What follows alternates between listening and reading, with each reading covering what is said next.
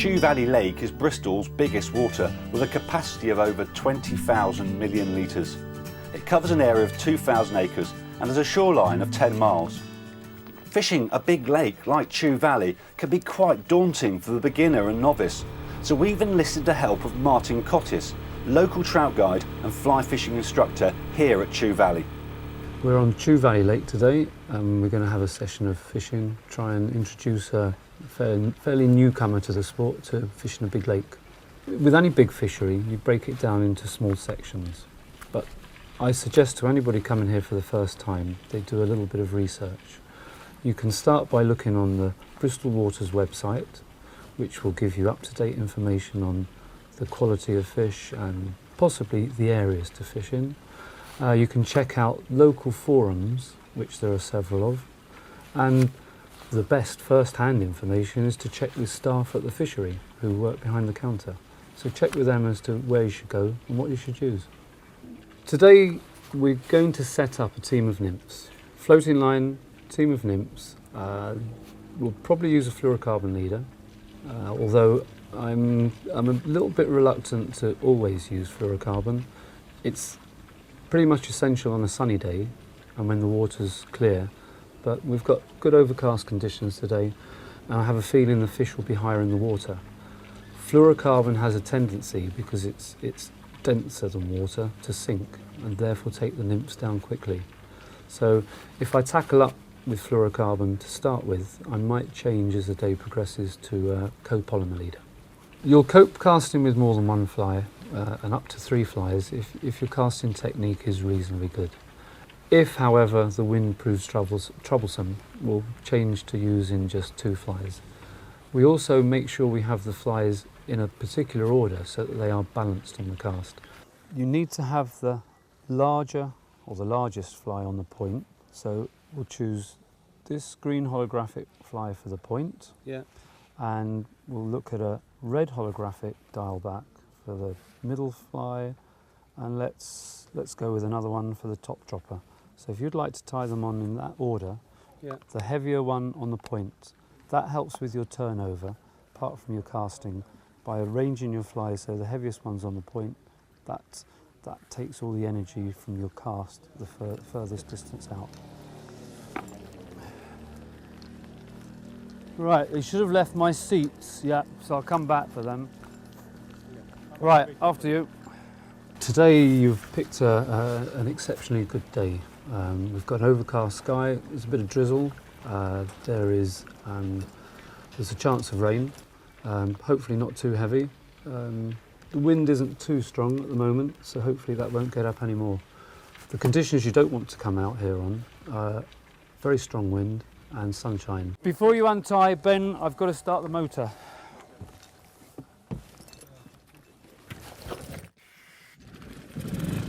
Okay, you can untie now. A lot of beginners think that a sunny day is the perfect day for fishing, but trout tend to hold deeper, but most importantly the insects don't hatch. So if the insects that we're relying on to imitate with our flies aren't hatching, the trout won't be feeding. Where I was yesterday, I had 2 places. One of them, they were feeding on something totally different to the other. So what I suggest to people at the beginning their career on fishing a big lake like this is that you try and take as many clues from the place as possible. One would be where the other boats are. Now it might be that you'd be like, personally I don't like to go where too many other boats are, but as a beginner the fact that there are several boats in one area will tell you that there's a good chance that fish are feeding there. And if you certainly if you see the rods bending, then you know the guys there are catching fish. But there are many other clues you can look for. If there are swifts especially feeding, you know there's a good hatch of insects going on there. You can look out for the ducks. They certainly feed on the insects we're looking for.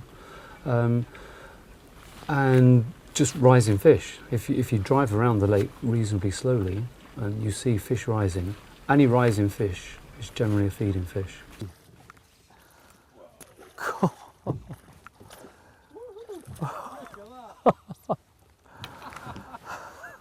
Man, oh man. What a great fish. That was quite likely the fish that we were just aiming at.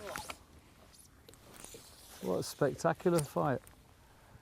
Let him take line if he wants it. Oh, you've snapped on him. You must let them take line if they want it. Oh, no, no, no. Sideways one way or the other.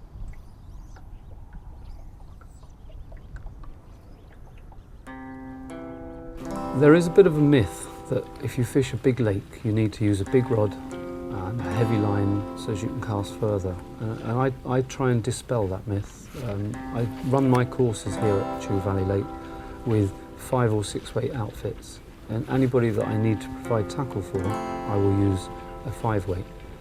I stick to 9 foot, recommend that for clients because that will not leave you too tired and weary after a long day's fishing. I would also suggest you stick with floating lines for fishing Chew Valley, which you probably have for fishing small still waters. So basically, whatever you have for the small still water will work here.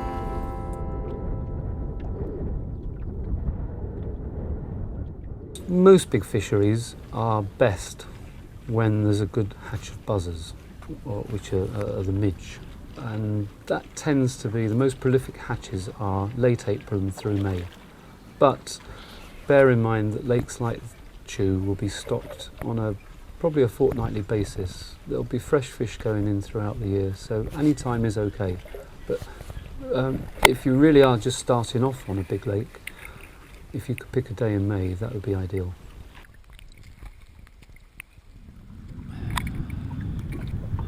Look at that. Beautiful chew fish. Yeah.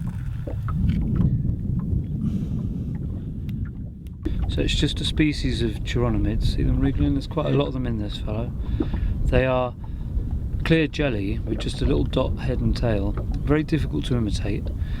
This midge here, that is the perfect example of what we are imitating with our midge pupa. Yeah, got it. Okay, they have the little orange cheeks, segmented striped body.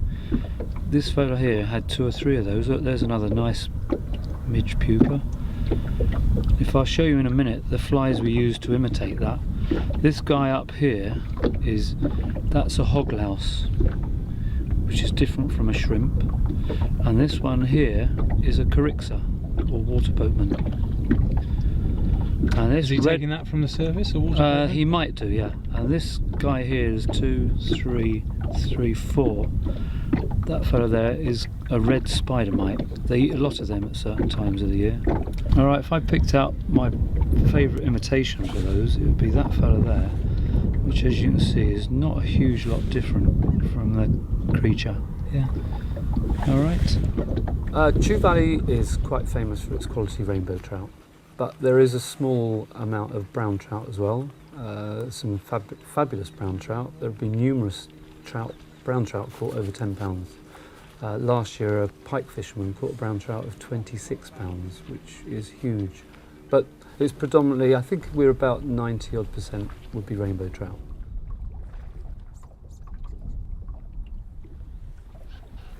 Well done. That's a good fish. The things I'd suggest you do before you come here for the first time is check the local websites, see what the forums are saying.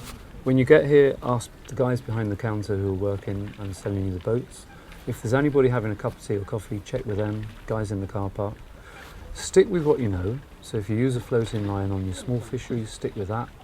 Keep the flies simple, don't change too much, and try and develop one way of fishing. Learn one way of fishing, rather than try and be the master of loads.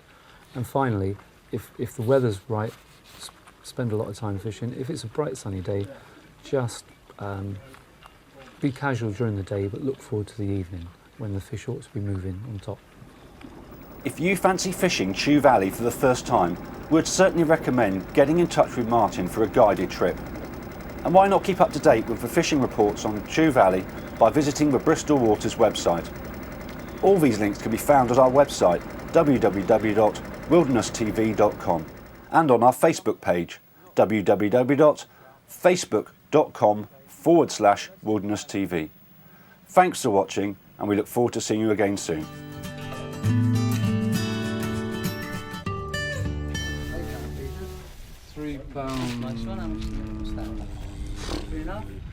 I have no idea. 10 or 11? 3 probably.